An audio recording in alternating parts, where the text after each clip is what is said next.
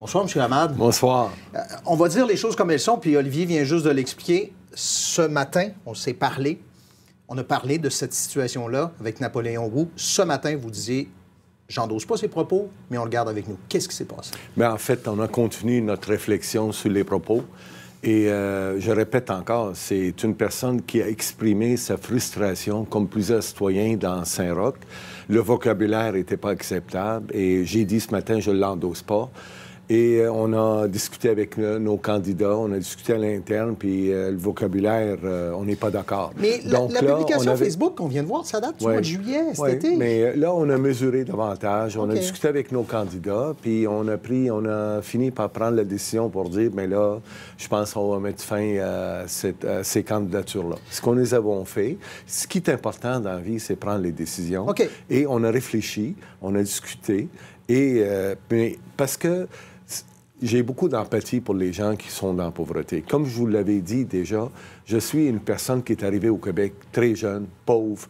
Alors, j'ai connu la pauvreté, j'ai connu l'accueil de notre société, j'ai connu la générosité des Québécois. Je suis un ancien président de l'Aube-Rivière aussi, oui, vous connaissez ce secteur-là. Donc, je connais très bien. Alors, ministre du Travail, exact, ministre de l'Emploi et Solidarité. Donc, je connais notre société, je connais bien Saint-Roch, je connais les problèmes de la pauvreté. Mais visiblement, vous ne connaissiez pas vos candidats. Alors, mais celui-là, quand j'ai vu le vocabulaire, puis on a discuté après, on a dit, on n'est pas capable d'aller là, c'est impossible, on ne l'endosse pas. M. Hamad. Mais en même temps, dans tout ça, actuellement, à Saint-Roch, le problème est grave.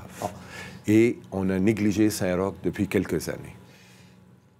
On se disait ce matin, je me souviens pas si c'était dans l'entrevue ou hors caméra, que depuis le début, avec tout ce qui s'est passé, on ne parle pas de votre plan, de ce que vous avez proposé, mais bien de toutes sortes, on appelait ça des bourdes. Là, aujourd'hui, on apprend que Mme Pince-Main, finalement, c'est un problème financier de... poursuite par Desjardins, des paiements qui n'ont pas été faits. Vous nous dites qu'elle se retire pour des raisons de santé. Il y a un des organisateurs qui a eu des problèmes de fraude. À un moment donné, ça arrête quand, ça, M. Hamad? Quand est-ce que je vais pouvoir vous parler d'autres choses? Avez-vous vraiment scanné tous vos candidats? Avez-vous scanné toute l'équipe? Oui, on l'a fait. Et en fait, c'est aujourd'hui, on va parler d'autres choses. Si je suis ouvert, on va parler d'autres choses. Mme Pince-Main, là, c'est tantôt, ça. Pince-Main, en fait, là, le problème de santé existe. Il ne faut pas enlever ça, là. Elle a un problème de santé important qui l'empêche de faire la campagne. Alors ça, il ne faut pas l'enlever, là. Et d'ailleurs, si vous vous rappelez, à la conférence... oui, mais à la conférence de presse, elle avait le misère à tenir debout. Je ne sais pas si vous vous rappelez. En faisant la campagne, on s'est aperçu, on dit, on arrête ça. Non, mais c'est pas s'acharner sur des gens qui ont des difficultés. Là. Qui ont des difficultés de santé, difficultés de poids, difficultés de la vie.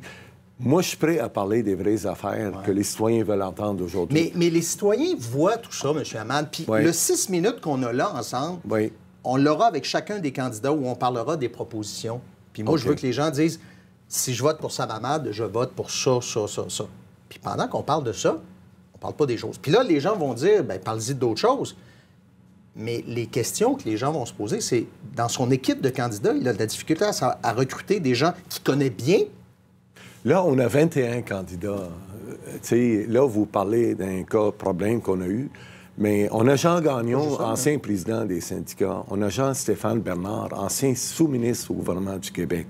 On a des gens d'affaires. On a un ancien DG de FedEx, Purolator. On a des gens qui sont impliqués dans le milieu communautaire. On a plusieurs. On a des gens qui ont fait la politique. On a une bonne équipe.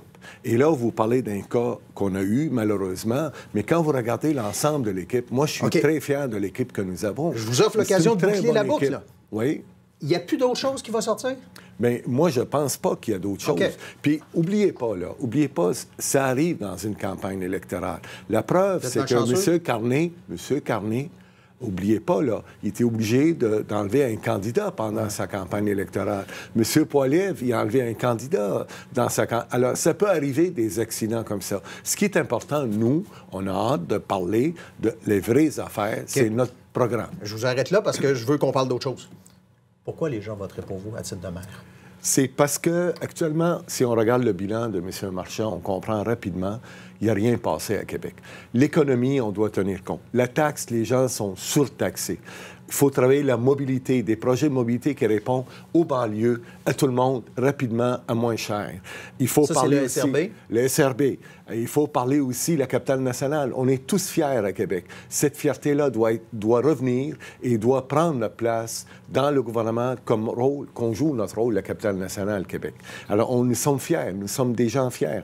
Et évidemment, il faut parler d'itinérance, les solutions pour ça. Il faut parler de développement à Saint-Roch. Il faut parler des logements aussi.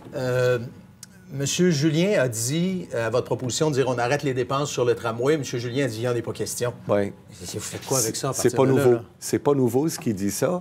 Par contre, ce que nous, on a proposé, notre projet SRB part à partir de l'étude, la dernière étude faite par la Caisse de dépôt. On prend le même tracé que la Caisse et on utilise en bonne majorité les travaux déjà préparatoires qui sont réalisés pour notre projet de SRB. C'est pas perdu. Absolument. C'est ce que vous êtes en train de me dire? Oui. OK. Ça coûte combien? 4 milliards. Et on n'a pas de tracé, on n'utilise pas le tunnel dans le centre-ville pour charcuter la ville. Ça, on ne le fait pas. Ben, on va pas un tunnel, pourquoi ça charcute la ville? Ben, un tunnel, en fait... Ça passe en dessous? Bien, pendant les travaux, qu'est-ce que vous faites? Vous pensez les camions qui sortent, les poussières. Okay. D'ailleurs, monsieur Marchand, il a dit lui-même que le tunnel dans Vanier va charcuter Vanier. Alors, la même chose, un tunnel qu'on fait, on traverse... Écoutez, on va traverser centre-ville, on va faire des travaux de tunnel pendant 5 ans. Posez la question aux gens de Grand Théâtre. Posez la question aux gens de Grand Théâtre, est-ce qu'ils vont avoir une station pour eux? Le bruit pendant la construction, est-ce qu'il va nuire au Grand Théâtre? Est-ce qu'on va nuire aux citoyens? Nous, on a décidé de ne pas le faire, pas nuire. On a d'autres solutions alternatives, par exemple. Le SRB qui passe par Charest, le Saint-Roch, vers les universités. M. Amable, merci beaucoup d'avoir été avec nous et de vous être déplacé à la dernière minute comme ça. Merci. Bonne campagne. Merci. Au revoir.